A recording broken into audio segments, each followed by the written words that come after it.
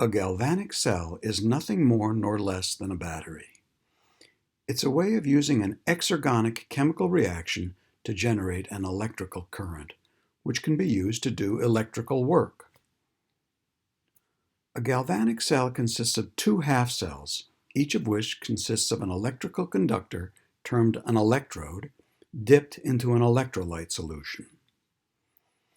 The two electrodes are connected by a conducting wire passing through some kind of resistor, such as a voltmeter. A substance in one of the half cells loses electrons in a process termed oxidation. These electrons then travel through the wire and are gained by a substance in the other half cell in a process termed reduction. A useful mnemonic to help you remember the difference between oxidation and reduction is oil rig, which stands for oxidation is loss of electrons, reduction is gain of electrons. You might wonder what it is that determines the direction of electron flow. In other words, what determines which half cell will undergo oxidation and which half cell will undergo reduction?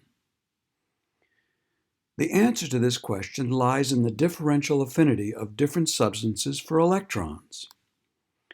In the case of the zinc-copper galvanic cell shown here, the copper has a higher affinity for the electrons than does the zinc, and so the electrons flow from zinc to copper.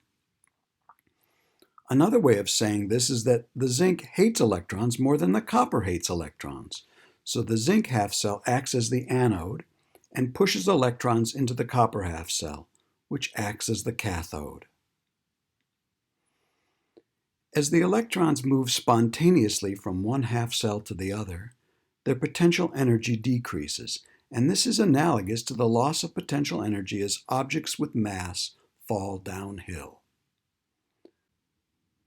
The electrical potential energy difference between the two half cells is measured in volts, with the volt being defined as the potential energy change in joules per coulomb of charge transferred from the anode to the cathode of the galvanic cell.